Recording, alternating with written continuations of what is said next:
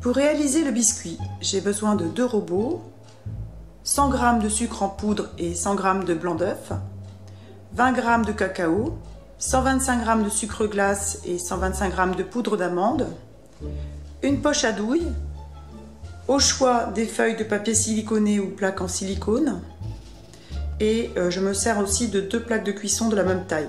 Ici, ce sont des plaques alvéolées. Je vais mixer ensemble le sucre glace et la poudre d'amande de façon à obtenir une poudre très fine. Je vais passer le résultat au chinois. Je m'apprête à faire ma meringue à la française. Alors pour cela, j'ai mis 90 g de blanc d'œuf dans le bol du robot, réservé les 10 g de blanc d'œuf qui restaient, et je vais commencer à battre les blancs jusqu'à ce qu'ils deviennent un peu mousseux, et donc je vais incorporer le sucre au fur et à mesure.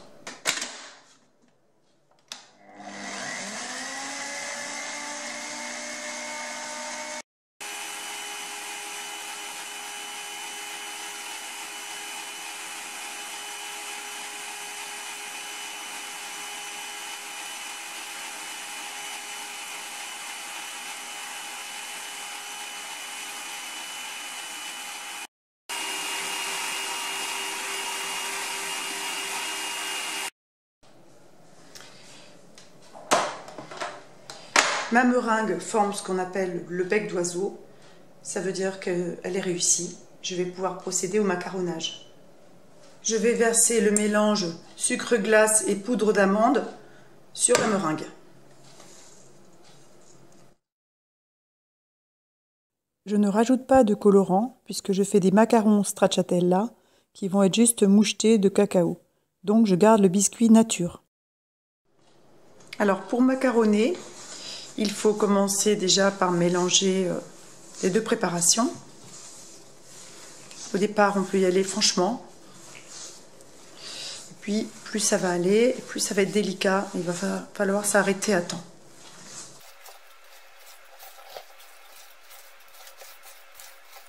Et je vais pouvoir ajouter mon demi-blanc d'œuf que j'avais mis de côté, que je vais battre afin qu'il soit un peu mousseux, que je vais incorporer à ce mélange.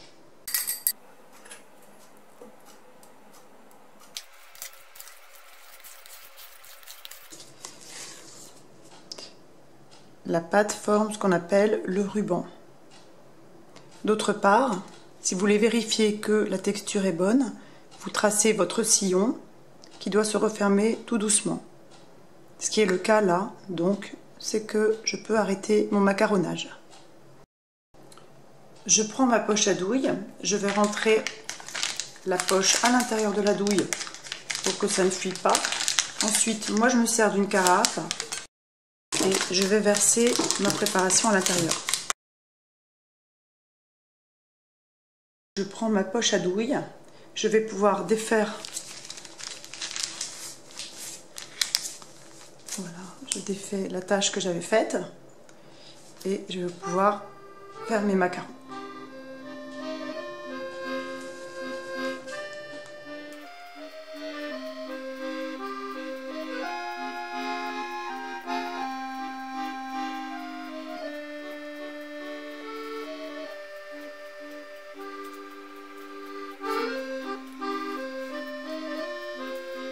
Je m'arrête toujours un petit peu avant la bordure, car le macaron s'étale toujours un petit peu.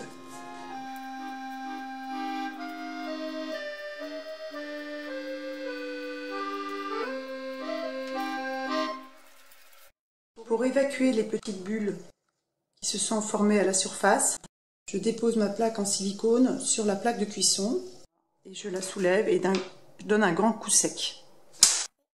Et on peut constater que les bulles ont toutes éclaté.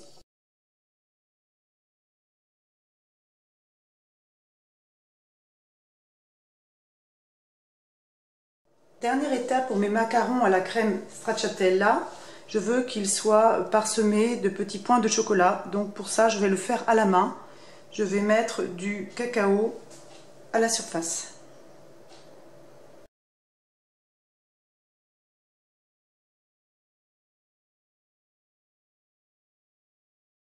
Je fais attention à ne pas en mettre trop, je veux juste qu'il soit tacheté. Je vais pouvoir les laisser reposer pendant 1 heure à température ambiante. C'est ce qu'on appelle l'étape du croûtage. Pour réaliser ma ganache stracciatella, j'ai besoin d'un robot, de 300 g de crème liquide entière, 300 g de mascarpone, 70 g de cassonade, c'est-à-dire de sucre roux, et 200 g de chocolat noir. J'ai mis la crème liquide avec le mascarpone et j'ajoute la cassonade.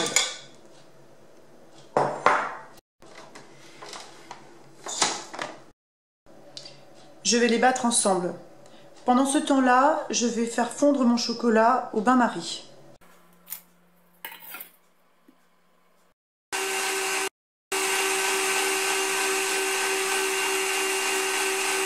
Là, je vais m'arrêter parce que ma chantilly mascarpone est prise.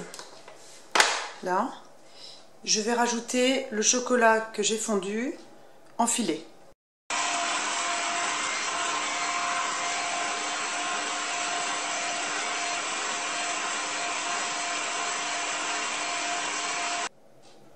J'obtiens une chantilly au chocolat et si je veux retrouver les petits grains de chocolat comme dans la vraie crème stracciatella, je peux râper du chocolat dessus. Donc c'est ce que je vais faire, je vais mettre des petits copeaux de chocolat à l'intérieur de la ganache. Après avoir ajouté du chocolat râpé dessus, j'ai mélangé et je vais mettre ça dans une poche à douille au frais, le temps de cuire mes macarons. Je retrouve mes macarons, je pose la plaque de silicone sur 2 plaques de cuisson et je vais enfourner à 145 degrés pendant 14 minutes.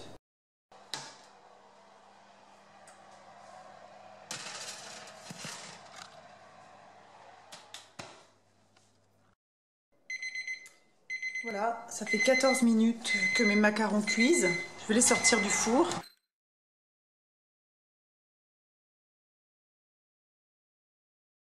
Ils sont plutôt jolis. Maintenant, au niveau de la cuisson, eh bien ça va. Ils se détachent complètement du moule, ça veut dire qu'ils sont bien cuits. Je vais les enlever de la plaque de cuisson pour qu'ils refroidissent. Et je vais aussi faire refroidir mon four avant de faire une nouvelle fournée. J'ai sorti ma ganache chocolat mascarpone du réfrigérateur et je m'apprête à garnir mes macarons.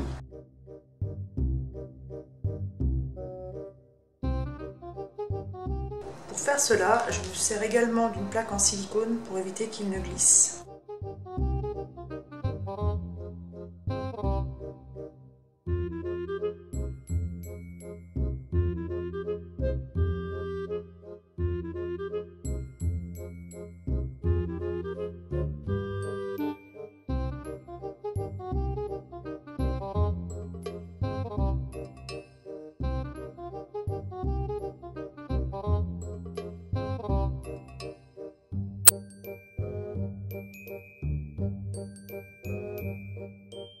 Après une nuit au réfrigérateur, ils seront parfaits.